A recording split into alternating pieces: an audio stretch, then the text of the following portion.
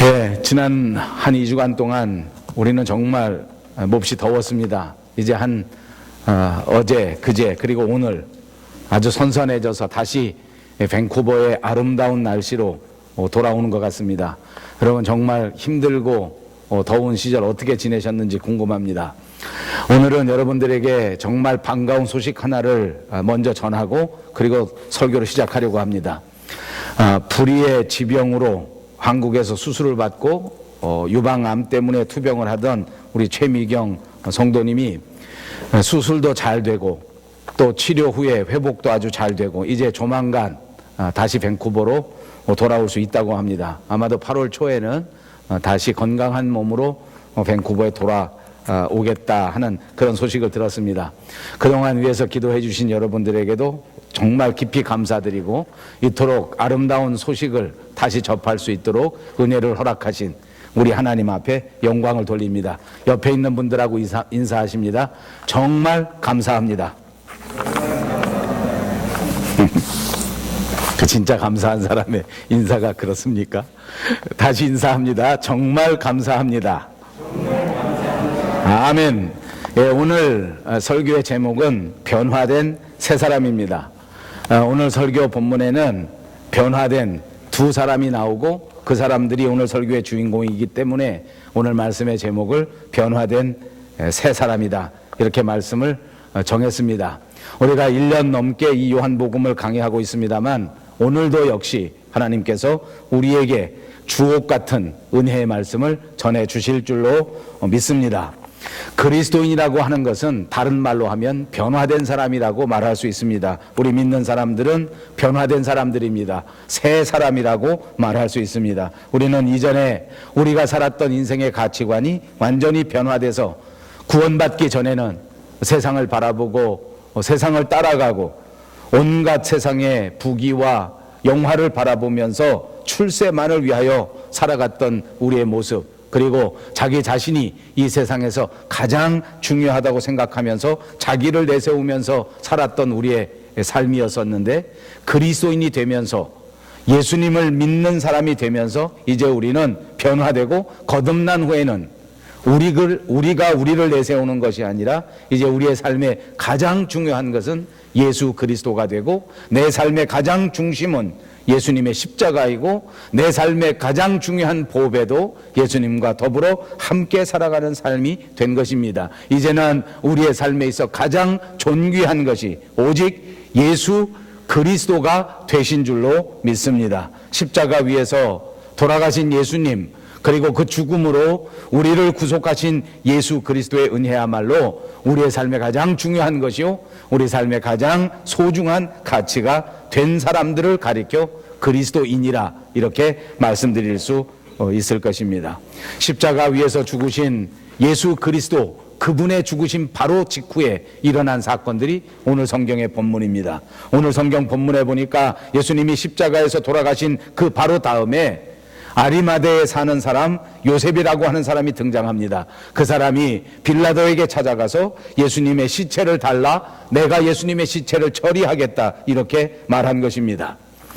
역사를 통해서 보면 이 아리마대에 사는 요셉이라는 사람도 예수님의 제자였다고 말합니다. 오늘 성경에 보니까 이 아리마대 요셉이라고 하는 사람도 예수님의 제자 중에 한 사람이었는데 그러나 세상 사람들에게 눈치가 보이고 그때 당시에 권세를 잡은 유대인들에게 눈치가 보여서 겉으로는 예수 믿는 사람이라는 것을 내세우지 못한 채 세상이 두려워서 사람들이 두려워서 그만 그리스도인이라고 하는 사실을 감추고 살았던 사람입니다.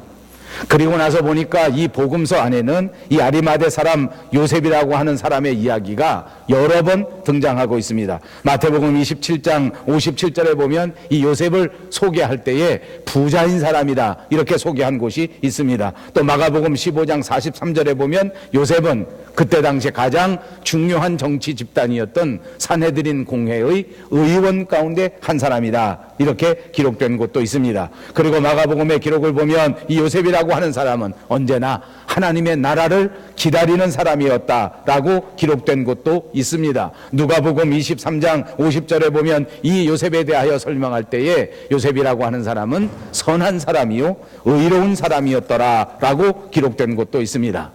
자, 이런 사람 아리마대 요셉이 등장하고 또 한 사람이 등장하는데 그 사람의 이름은 니고데모입니다.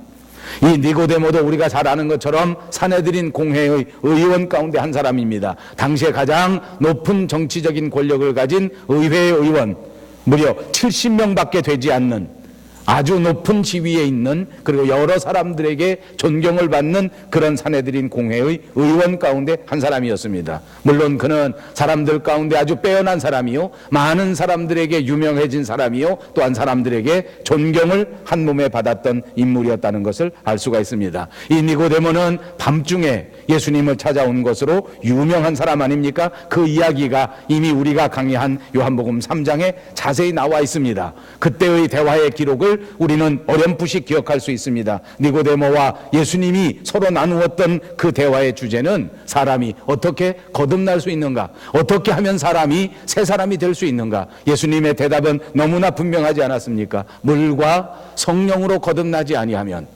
진리와 성령으로 거듭나지 아니하면 새 사람이 될 수 없다. 새 사람이 되지 아니하고는 하나님의 나라에 도달할 수 없다 하는 것이 이 밤중의 대화의 주제였습니다. 그렇습니다. 사람이 어떻게 새로워질 수 있겠는가? 사람이 살아가면서 어떻게 새 사람이 될 수 있겠는가? 이것은 우리 인생에 있어서 가장 중요한 문제라고 해도 과언이 아닐 것입니다. 사랑하는 여러분, 여러분은 요즘 우리 인생 가운데 무엇이 가장 중요하다고 생각하고 있습니까?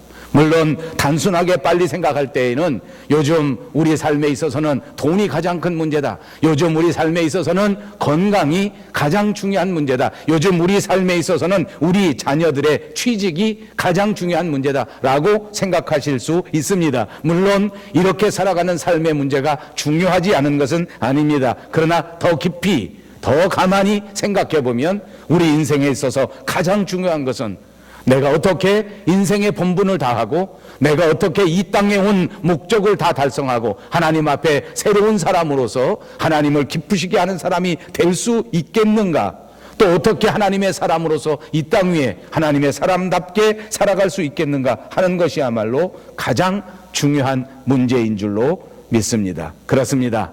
하나님의 은혜 가운데 하나님의 사랑으로 하나님 앞에서 완전히 새 사람이 될 수 있다면 저와 여러분은 이 세상에서 가장 행복한 사람이 될 수 있을 줄로 믿습니다.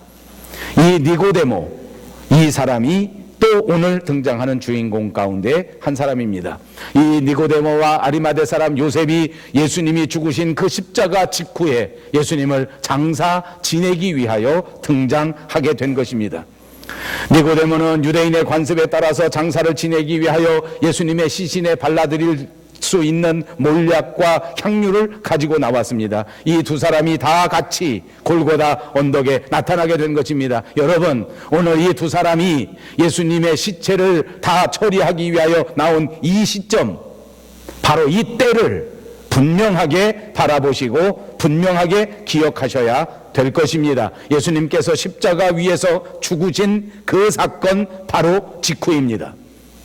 예수님이 그 온갖 모욕을 당하고 그 온갖 수치를 당하고 그 엄청난 아픔 가운데 돌아가신 그 순간 바로 직후에 이 아리마대 사람 요셉과 니고데모가 등장하게 된 것입니다. 그리고 이 아리마대 사람 요셉이 빌라도에게 찾아가서 예수님의 시체를 내게 달라, 내가 예수님의 시체를 처리할 것이다, 내가 예수님을 모실 것이다, 내가 예수님을 마지막 가는 길을 분명히 배웅해 드리겠다라고 말한 것입니다.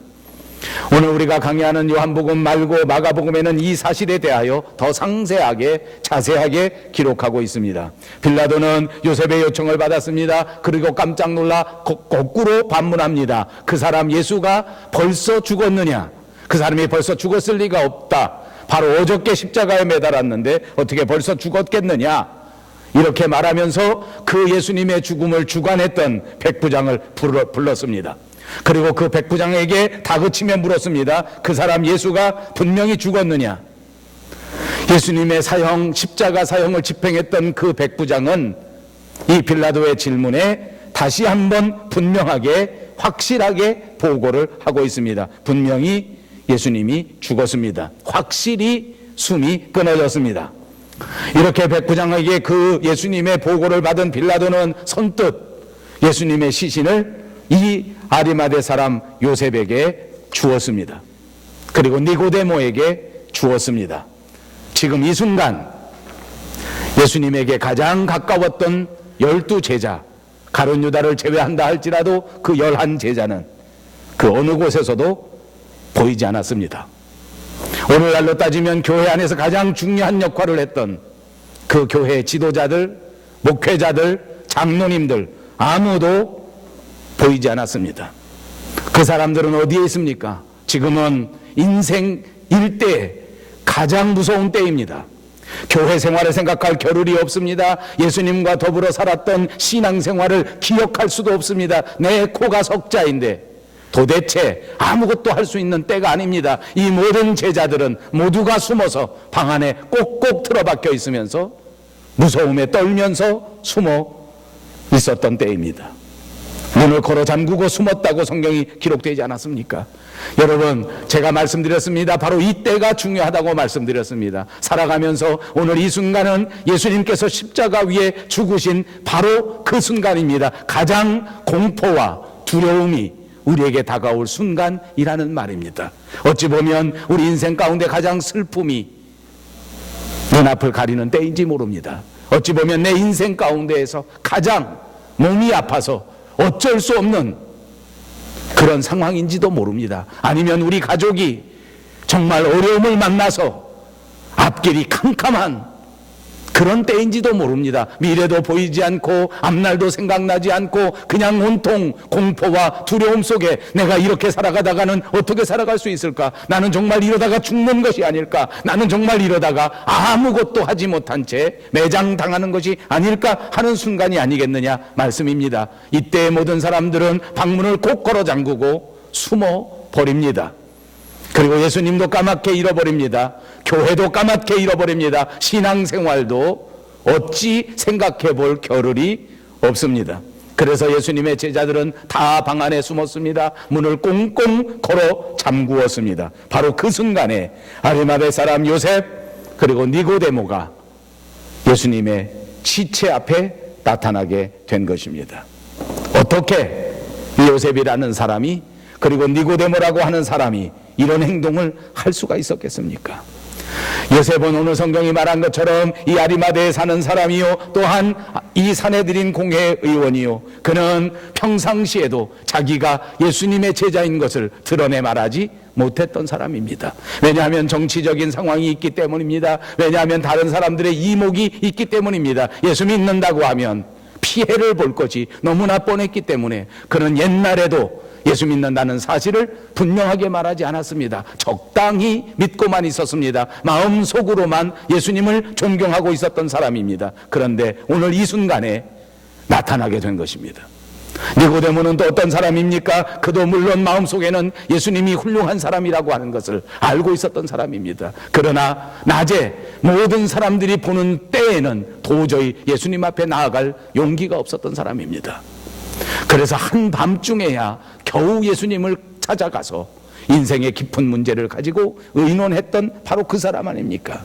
예수님의 제자라는 사실을 드러내 말할 수 있는 사람이 아니었습니다. 사실 가만히 보면 이 두 사람은 사내들인 공회의원이요 세상 사람들이 모두 존경하는 정치인이요 사람들의 여론을 의식할 수밖에 없는 입장이었기 때문에 예수님이 체포되시고 예수님이 사형 언도를 받고 예수님이 정말 그렇게 무서운 질타를 받을 그때에 다른 어떤 사람들보다도 먼저 도망갈 수밖에 없는 사람 아닙니까? 숨기로 따지면 아마 이 두 사람이 예수님의 제자보다 훨씬 먼저 가장 깊은 곳에 숨었어야 할 바로 그 사람들이었습니다. 그런데 바로 그 사람들이 예수님의 십자가 사건 이후에 골고다 언덕에 나타나게 된 것입니다. 이전의 요셉이 아닙니다. 이전의 니고데모가 아닙니다. 변화된 새 사람의 모습인 줄로 믿습니다. 사랑하는 여러분, 저는 오늘 저와 여러분이 이 요셉과 이 니고데모처럼 완전히 변하여 새 사람 되시기를 주님의 이름으로 축복합니다. 아리마대 사람 요셉은 빌라도를 찾아갑니다. 마가복음 15장 43절에 보니까 아리마대 사람 요셉이 와서 당돌이 빌라도에게 들어가 예수의 시체를 달라 하니 라고 기록되어 있습니다. 당돌하게 말했다는 것입니다. 이 말은 무슨 말입니까? 우리 한국어 사전에 보니까 꺼리낌이 있거나 어려워함이 없이 다부지게 말하는 것을 가르쳐 당돌하게 말하는 것이라고 소개하였습니다.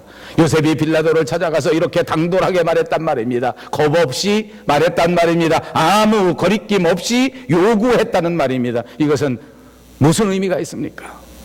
제가 생각해 보니까 아마 요셉은 겁이 완전히 상실한 사람입니다. 진짜 죽으면 죽으리라. 마음대로 해라. 네가 나를 때리려면 때리고 네가 나를 매장시키려면 매장시켜라. 그러나 나는 내 믿음대로 해야 되겠다. 아멘. 세상에서 손해를 보고 정치적으로 피해를 보는 그런 한이 있다고 할지라도, 어떠한 희생을 치를지라도 나는 예수님을 섬겨야 하겠다. 그러니까 빌라도 앞에 나아가서 어떤 위험도 감수하고 예수님의 시체를 달라고 한 것이란 말입니다. 니고데모도 똑같은 심정이었습니다. 이제는 밤중에 예수님을 찾아가는 것이 아닙니다. 벌건 대낮에 유대인들이 눈을 부릅뜨고 바라보는 그 순간에 그들의 비난을 두려워하지 아니하고 그들의 핍박도 두려워하지 아니한 채 예수님 앞에 찾아 나온 것입니다. 과연 무엇이 이 두 사람을 이렇게 변하게 만든 것입니까? 어떤 것이 과연 이 두 사람을 이렇게 새롭게 한 것입니까? 그것은 바로 예수 그리스도의 십자가인 줄로 믿습니다. 예수님의 죽음이야말로 이 사람들을 변화시켰습니다. 예수님의 십자가야말로 이 사람들을 새 사람으로 만들어준 줄로 믿습니다. 서기 33년이었습니다. 한 청년은 골고다 언덕에서 강도 두 사람과 함께 십자가에서 죽었습니다. 모든 사람들이 생각할 때에, 아무런 관계가 없는 사람들이 생각할 때에 지금 이 순간 모든 역사는 끝난 것입니다. 다 끝났습니다. 예수님이 그동안 가르치었던 그 모든 진리라고 했던 이야기도 다 끝난 것 같이 보였고, 예수님과 함께 더불어 제자들이 새로운 나라를 건설하고 하나님의 나라를 건설하겠다고 하는 이 꿈도 지금 이 순간 예수님의 죽음과 더불어 완전히 사라진 것이라고 생각할 수밖에 없었습니다. 그러나 여러분, 역사를 보십시오. 오늘 하나님의 교회를 보십시오. 이것은 결단코 끝이 아니었습니다. 그 십자가는 마지막이 아니었고 오히려 새로운 시작이었는 줄로 믿습니다. 저와 여러분이 가슴속에 간직한 그리스도의 십자가, 우리가 믿는 예수 그리스도, 그분은 이 땅 위에서 끝난 것이 아니라 우리 마음속에, 여러분의 마음속에, 우리 교회 안에서 정말 새로운 역사를 시작하고 계시는 것을 믿습니다. 이제 저와 여러분의 인생 가운데 우리를 붙잡으신 주님께서 우리가 상상하지 못했던 우리의 새로운 인생을 이끌어 가실 것을 믿으시기를 바랍니다. 여러분을 통하여 이 땅 위에 가장 보람된 일을 감당하고 이 땅 위에서 가장 훌륭한 일을 감당할 수 있는 위대한 일꾼으로 만들어 가실 그 새로운 역사에 여러분의 마음을, 여러분의 몸을 온전히 드릴 수 있는 새로운 결단의 시간이 꼭 되시기를 주님의 이름으로 축복합니다. 그렇습니다. 마가는 이 예수 그리스도의 십자가의 죽음을 이렇게 기록했더랬습니다. 나는 나의 생명을 많은 사람들의 대속물로 주려고 왔노라. 여러분, 대속물은 무엇입니까? 몸의 값입니다. 몸값으로 주고 사겠다는 것입니다. 예수 그리스도가, 그리스도께서 바로 저와 여러분을 그리스도의 몸값을 치르시고 그 핏값으로 예수님이 저와 여러분을 사셨다는 것입니다. 예수님의 핏값으로 우리 교회를 사셨습니다. 예수님의 핏값으로 우리 가정을 사셨습니다. 아멘. 그래서 우리를 하나님의 아들로, 하나님의 딸로 삼으신 줄로 믿습니다. 이 보배로운 피 때문에, 이 놀라우신 은혜 때문에 니고데모는 변화되었고 요셉은 새 사람이 된 것입니다. 예수님의 제자이지만 사람들의 이목을 의식할 수밖에 없었고, 예수님의 제자였지만 사람들의 비난이 두려웠던 이 두 사람은 예수 십자가 때문에 완전히 변하여 새 사람이 되었습니다. 이제는 예수님을 위하는 일이라면 어떤 비난도 감수할 태세가 되었습니다. 예수님을 위하여 살아가는 섬김의 삶에는 그 어떤 불욕도 당할 수 있는 마음의 자세가 되었습니다. 이제 예수님을 사랑하는 일이라면 내 모든 것을 희생한다고 할지라도, 내 몸을 불타른다고 할지라도 모든 것을 다 감당하겠다고 하는 결단과 각오가 이 두 사람의 마음에 생겨지게 된 것입니다. 이제는 세 사람 아닙니까? 두려움이 사라졌습니다. 이기주의가 사라졌습니다. 미움과 다툼과 시기와 질투가 사라졌습니다. 오로지 주의 성령께서 베풀어 주시는 성령의 마음이 온전히 이 두 사람의 마음을 이끌어가고 이 두 사람의 인생을 이끌어가는 놀라운 사람들로 변화되게 된 것입니다. 놀랍지 않습니까? 여러분, 거기다 더 기막힌 것이 있습니다. 이것이 이제 시작에 불과한 것입니다. 이 엄청난 역사는 불과 시작입니다. 하나님의 나라, 하나님과 함께하는 위대한 하나님의 정치, 하나님과 더불어 살아가는 그리스도인의 삶, 임마누엘의 삶이 이제 이 두 사람에게서부터 비로소 시작된 것입니다. 여러분, 이 시작 때문에 세상은 변화될 수밖에 없습니다. 이 두 사람의 시작 때문에 하나님의 교회가 든든히 서가기 시작합니다. 하나님의 교회가 부흥되기 시작합니다. 온 인류의 구원의 역사가 이 두 사람의 변화에서부터 시작되게 된 줄로 믿습니다. 저는 오늘 우리 밴쿠버 영성교회 사랑하는 성도님들, 여러분들과 제가 이 요셉처럼, 이 니고데모처럼 변화될 수 있기를 소원합니다. 우리의 변화가 밴쿠버를 새롭게 하고, 우리의 변화가 카나다를 새롭게 하고, 우리의 변화야말로 21세기를 살아가는 온 인류에게 아름다운 하나님의 복음의 역사를 확장하고 하나님의 나라를 확장하는 새로운 시작이 될 줄로 믿습니다. 이 두 사람 다음에는 많은 제자들이 다시 새로운 삶을 회복하게 됩니다. 그리고 수없이 많은 사람들이 예수님의 은혜 가운데 이 보배로운 피를 체험하게 되고, 이 보혈 때문에 변화되어 새 역사를 감당하는 일꾼이 된 것입니다. 빌라도에게서 예수님의 시신을 가져가도 좋다고 하는 허락을 받게 되었습니다. 요셉은 큰 배에 천을 준비해 가지고 가서 예수님을 십자가에 내리고 그 배에 천으로 예수님의 시신을 쌌습니다. 그리고 바위를 깎아서 만든 무덤에다가 예수님의 시신을 모셨습니다. 그런 다음 그 무덤 입구에 커다란 돌을 굴려서 그 무덤 입구를 막았습니다. 그리고 성경에 보니까 이 무덤은 요셉 자신을 위하여 준비한 무덤이었습니다. 아직까지 그 어떤 사람도 장사 지낸 바 된 일이 없는 자기 무덤을 예수님 앞에 제공한 것입니다. 바로 그때의 모든 일들을 바라보는 사람들이 있었습니다. 그것이 막달라 마리아와 요새의 어머니 마리아라고 하는 사람들입니다. 두 마리아가 이 모든 사실을 바라봅니다. 이 두 마리아는 눈물 속에서, 두려움 속에서 예수님의 시신을 멀리서라도 지켜보겠다고 하는 그 사랑의 마음을 가지고 이 모든 광경을 지켜보게 된 것입니다. 유대인의 장례를 치르는 관습에 따라서 니고데모는 향품을 준비했다고 말씀드렸습니다. 그는 자기가 준비해간 향품을 예수님 앞에 발라드리고, 요셉은 자기 무덤 속에 예수님을 안장한 것입니다. 이제 모든 장례의 절차도 다 끝났습니다. 그러나 여러분, 자꾸만 말씀드리지만 이것은 결코 끝이 아닙니다. 이것은 완전히 새로운 시작입니다. 사랑하는 여러분, 그리스도인에게는 죽음이 끝이 아닙니다. 그리스도인에게는 결단코 죽음이 끝이 아니라 완전히 새로운 시작이 된다고 하는 사실을 믿으시기를 바랍니다. 그러므로 죽음을 두려워할 것이 아닙니다. 그러므로 고난을 두려워할 것이 아닙니다. 그러므로 아픔도 두려워할 것이 아닙니다. 아픔을 통하여 우리는 다시 한번 새로운 시작을 감당하게 되고, 고난을 통하여 우리는 완전히 새롭게 될 수 있고, 죽음마저도 그리스도의 나라로 향하는 새로운 길로 변화되게 될 것이기 때문입니다. 여기서 우리는 한 가지 생각하게 됩니다. 왜 빌라도는 예수님의 시신을 이 아리마대 사람 요셉에게 내주었을까? 만약 그때 이 요셉의 요청을 빌라도가 거절했다면 어떻게 됐을까? 그러면 우리 기독교 역사는 어찌 되었을까? 여러분, 저는 이 대목에서 그런 생각이 듭니다. 역시 하나님은 우리의 역사를 주관하신다. 하나님은 우리의 역사 일거수일투족을 모두 다 감찰하시고, 지금 이 순간도 저와 여러분의 삶의 여정 가운데 그의 역사, 그의 이야기를 써내려 가시는 것입니다. 그것이 His story입니다. 그것이 His story입니다. 주님이 개입하시지 아니하고 되어지는 일은 없습니다.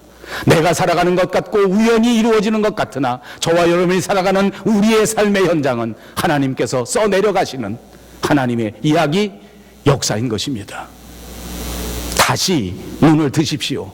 하나님이 우리를 위해서 써내려 가시는 이 하나님의 역사를 겸허히 바라보십시오. 그리고 그분의 역사 속에 우리의 삶을 온전히 드릴 수 있는 믿음의 결단이 다시 한번 새로워지시기를 바랍니다.